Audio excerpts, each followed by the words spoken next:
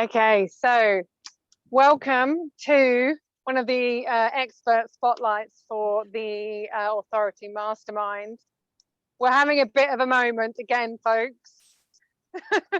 We have no dog missing action as we did with Robert. But today I have with me Janice Sutherland, who is based in Antigua. I am. I was just thinking, oh, it is Antigua. It's not Trinidad and Tobago. No, it's I'm heading to Trinidad and Tobago. Antigua and Barbuda. Yeah, can't wait to get there. Really just can't wait to get there. As you all know, I'm Dawn Bates, and we're here today to discuss the Authority Mastermind collection. So today I thought I'd bring on Janice to say, because Janice is kicking off the show with me in the first module. Hello. And as you can see, I am in a tiki hut. So there might be bats flying around. There has been. It's all going Dawn's world. But Janice, thank you for agreeing to be part of this. Tell us about yourself. Thank you for having me, Dawn. I am incredibly excited about doing this. So a little bit about me. You know, the phrase corporate dropout, probably sums me up, but I refuse to say dropout, because the word dropout means that you probably failed at something or weren't very good. I decided to step back from the corporate world at the top of my game after becoming a C-suite executive, the first female CEO in the telecoms industry out here in Antigua, because, well, a number of reasons. One, I wanted a different way of life, because I'd come to Antigua to have a different way of life and wasn't living it. And two, I had real challenges with the leadership styles and where leadership was going. And I didn't really realize, I suppose at the time, how important that leadership style is to me, and how impactful my personal leadership style, what a part it had played in my getting the role, in coming to an industry that I knew nothing about, in a country that was adopted, and being the first woman to take up the position, with still not knowing anything, very little about the telecoms industry. So, and where the organization, the structure and the leadership styles were heading weren't for me. So I decided to step back and live my truth, because I'm all about authenticity. So I know, I wouldn't have asked you to be part of it if you weren't. Goodness gracious, can you imagine? So I really wanted to live my truth, and lead my way. And I suppose also what I found was, how can I help other persons, I suppose, emulate that and show that you don't have to, the old style. I'm a baby boomer. I know I look good, but I'm a baby boomer. So I have seen the many styles of leadership through the 80s and the 90s, and the whole power suits. I've worn a couple big, shoulder pads and briefcase. They're just the women. With my double breasted men's looking suits and that kind of stuff. I've done all that, and one of the things I realized as well, doing through that process, through my own leadership journey, is that I lost a piece of me, because it's very, very difficult. I always tell people it's very difficult to be something you're not. You expend so much energy trying to emulate what you think you need to be, rather than being who you are and leaning into that it's a lot of energy, it's a lot of work, and I don't do that anymore. God, I mean, look, I'm here in a bikini top with a t-shirt. I've just shown you I'm not going to do this to everybody else. I've just shown her my hot denim, like, what do they call it? The woman in the Daisy Dukes. Daisy Dukes. I got my Daisy Dukes on. I was thinking pumpkin shorts, but that's a Jamaican term. So, but you're right. I mean, this is the thing, and it's interesting because recently, I mean, I'm going through a rebrand for my business, because when you go from country to country and you're shifting through the layers and you're elevating and you're getting present to everything that's going on in the world and who you're becoming. And I don't know whether it's because I've hit 40 and I've gone, you know what, that's it, I am done. That magic 40, it's just a beautiful number. I love it. It was a few years ago now, but anyway. But I think that what we're one of the things that I know that when we originally spoke, God, I mean, when that was, and that was before we spoke about the Authority Mastermind, was how we can look to the past at what's being done, and we can look at the ethics and the morals and what's been presented to us and all these other modules. But what we really need to do is like, what are our ethics? What are our morals? Who are we? And who are we leading? Because we're all leading somebody, you know. Absolutely. And I may not, I mean, I wouldn't walk into, you know, a corporate boardroom in my bikini and my deck shorts. I really wouldn't. I might have a sarong on, but you know, I wouldn't. I would, do you know, I was saying to someone the other day, I'm actually really excited about putting on, you know, an A-line dress or an A-line skirt with a corset and a choker with some heels. I am so ready for the boardroom. But that would be how I would show up in the boardroom.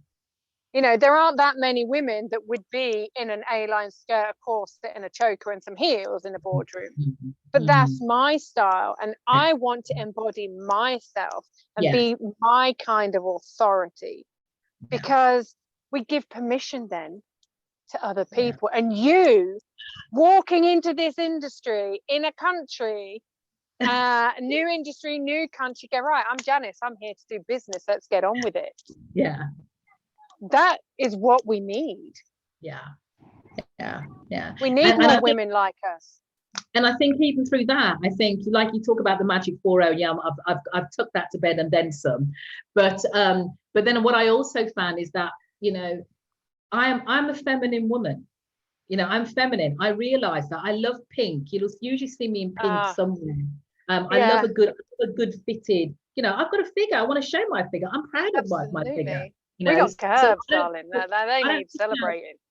So I don't see why I should hide that, and, you know, in the suits and this kind of stuff, because you can still embrace that femininity and still be authoritative in the bestest way, and still be commanding, you know. And that's what that for me was a real big thing. Don't get fooled, you know, by what you see. You don't be fooled by it.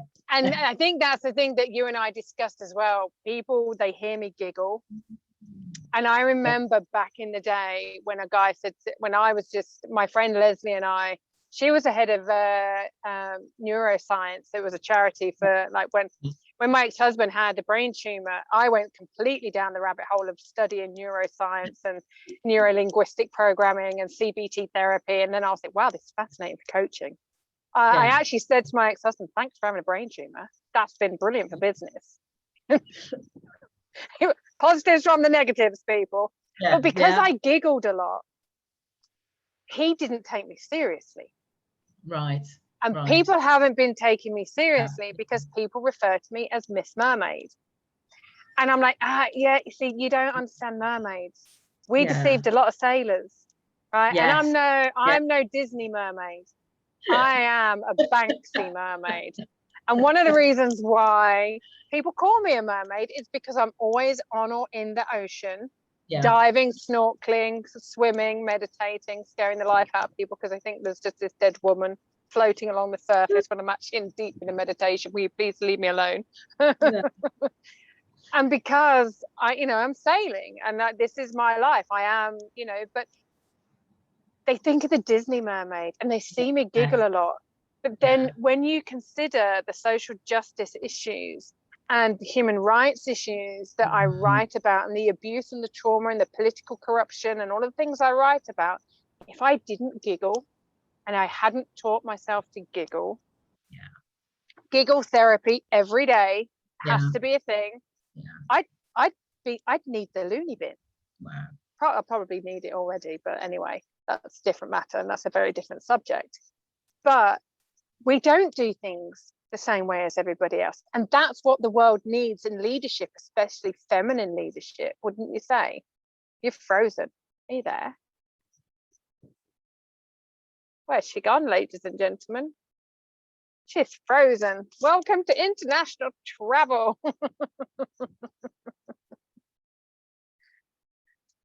Let me just see if I can get her back. Janice, where are you, my lovely? I'm just going to keep going. So anyway, so Janice, when I invited Janice to come and join me for the Authority Mastermind, she was so excited to join. And she's back. Bloody power cut. Would you believe it? Yeah, what? I would just said international travel. I was about to say island life. Oh but my you know. God. The best one, I saw the flash, the battery. I'm like, no way. You know? Well, I did see you look down in the corner, and I was like, okay, ladies and gentlemen, well, I'm just going to keep going because this is like, you know, should be back in a bit. So I'm tethering on the back. I'm on the battery for now, so we should be good. We should be good. So come on then, let's get into the juicer before you run out of battery. Yes. Because, well, your computer runs out of battery because you're a woman whose batteries never run out. Yeah. So what was it that we've already established that we need a new kind of feminine leadership, a new kind of leadership in the world. Yeah. But we also need to actually embody our own authority. Yes. And obviously with what I do, authority comes from writing a book. The root word of being an author, well, the root word of authority is being an author. Yeah. You know, you're absolutely. And when people go through this 7-step process, there will be a book at the end of it and they will get published by me. I am going to put my fire on their spine, as a lot of people are saying. Dawn, put your fire on my spine, please. I'm like, oh, there's that proposition. But the thing is, why was it that you wanted to join me, Jenna, Robert, Pete, Ricardo, and Katrina, wrapping all of this up together? What was it that really appealed to you? Well, first of all, it's a fantastic opportunity. One, to demonstrate my authority. That's from an intrinsic point of view. But then also, it was also, I get the chance to share my knowledge and what I've learned from a practical perspective. It's all well and good taking it from a book, and we all love books, you know. But sometimes we look and we think, is this real? Can this really happen? If I follow this, is this what's going to? But yeah, it can happen, and you know, we're the living embodiment of what reality can be if you create it once you think of it. And then there was the opportunity to connect with you and all the rest of the team, because I'm all about expanding my own personal knowledge and learning more. I don't know everything. I'm a girl from, you know, council housing and all this kind of stuff back in the UK, and I've lived this life and created this life, and I'm always keen to hear other person's journeys and their points of view. So it's just a great opportunity to have that learning and also share my knowledge and experiences and with others. Yeah, I think that's probably the best thing. That's probably the best thing. And work with you, of course, obviously. Obviously. And I think that something that you just said there is about the team. Yeah. And they're expanding the network. And it's about how we use our success and our influence moving forward with the social justice and the cultural diversity. Because when you look at the people that are on this course, we've got Robert. I mean, he's American. We've got myself, who is English Scottish. We've got yourself, who's English. I was going to say Trinidadian then, but it's not. Antiguan, Caribbean. We've got Pete, who is American Italian. We've got Ricardo, who is American Puerto Rican. We've got Jenna, who is Texan. Let's just say she's not American, she's Texan. Right. Married to Rodriguez. You know, like this is, and then we've got Katrina, who's wrapping it up, who's bringing in, I believe, some Greek elements to it as well. And, you know, so there's so many different cultures and time zones and expertise in this. And bringing us all together. I mean, this is 22 years worth of my life's work. This is my life's work. And for me, it was about everything I've lived through. You know, the civil uprising, the Egyptian uprising, the civil war there. I have lived through, you know, false arrests. I have lived through single parenting and multicultural families. And I've lived through being targeted for being blamed for the 7/7 London bombings because I was married to an Arab, and, you know, having lots of people walk away from me and you know, all of this racism and Islamophobia, and, you know, as I've traveled around the world and lived and worked in the 50 countries now, and I speak 5 languages, it was about bringing a team of people that could share their success and influence in different areas, so that we could work with other successful, influential people to actually go, what is it that subject that I'm so passionate about that I can bring to the table? Now, we know that you're not just about leadership, right? Oh, well, I know that you're not just about leadership, but each one of us has got something that's so core. I mean, I love books, you love gardening. Yes. Don't take away her gardening, folks. No, not right now. It's my happy place. But we've all got that thing that we're really highly focused on. And I know that one of the biggest things for you is bringing women forward. Definitely. And I think too many of us, we shy away or underestimate the power we have. And I want, and you know, and dare I say women, but the men, I think the men could also tap into some feminine power, you know, as well. And I think the one thing we've seen throughout, definitely through 2021, for this whole pandemic situation, is that the style of leadership has had to change. The slamming, you know, the old style, you know, the more masculine, should I say, type of leadership and stuff like that, it's definitely changed, because people don't want to hear about that. No. You know, people want to hear that you empathize with them, or you can support and stuff, and I think for some people it's going to be a bit of a strange change. Well, how do I do that and still be successful? How do I still do that and attain the numbers? But the core thing to remember here from a leadership perspective is that the one thing I learned very quickly, doing the CEO role, is that I didn't need to know everything. I couldn't possibly know everything, but I did need to have a team of people around me who'd be willing to execute what I wanted to have done and support me in the process. But that's about getting the people to trust you, and you to recognize their skill set, to be appreciative as well of their skill set and what they bring to the table. Because again, this all goes back to team. It all goes back to team. Community. Yes. Humanity.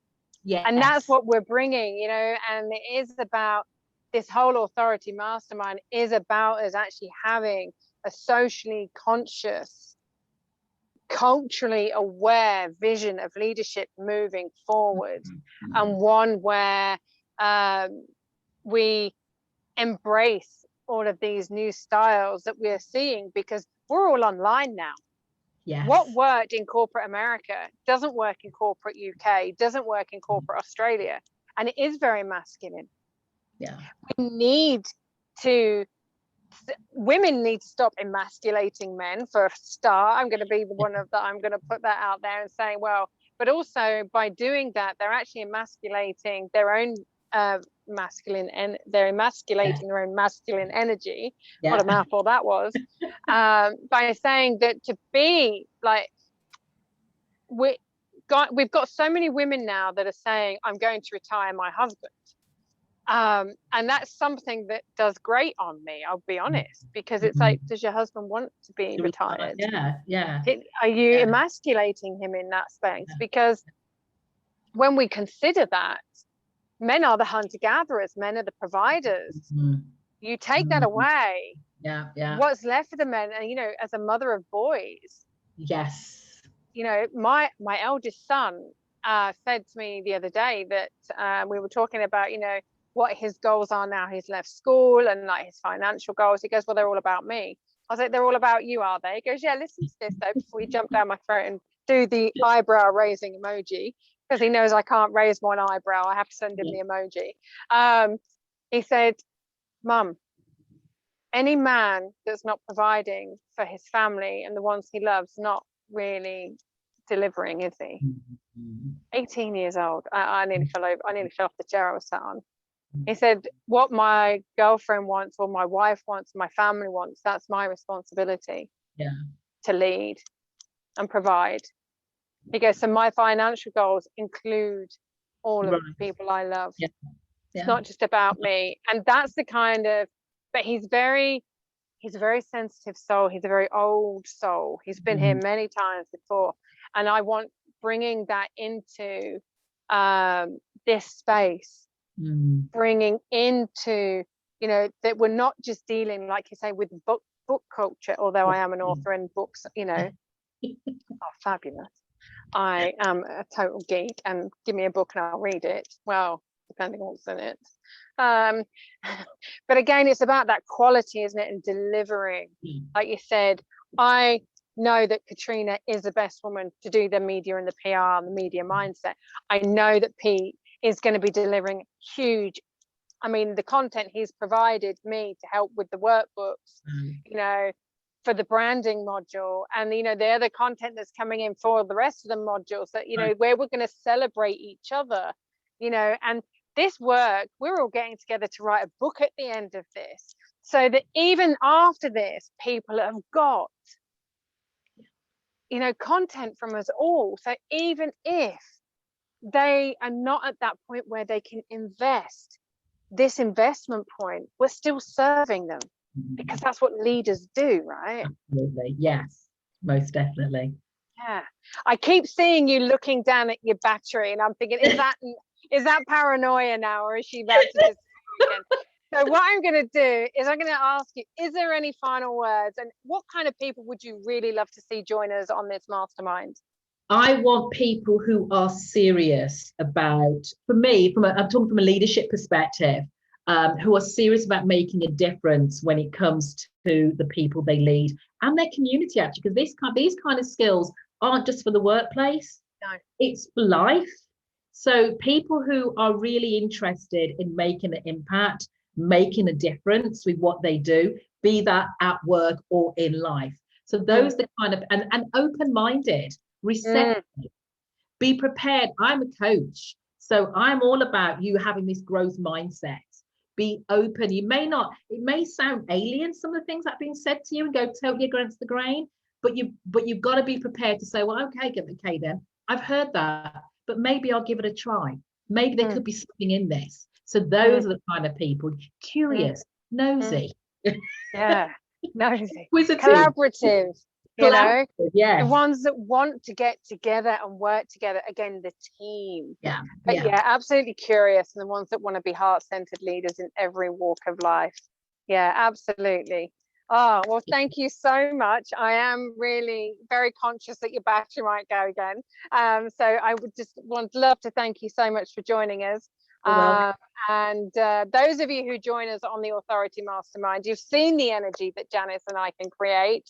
And this is just on this. You wait till you've got us. She will be popping into all the other modules. But Janice kicks off the show and with me. And yeah, you'll get to see a lot of her content in the module workbook. And we're just gonna serve at the very highest level in a way that you probably have never experienced before. So thank you so much for joining us, and until the next time, chat with you soon. Ciao, ciao.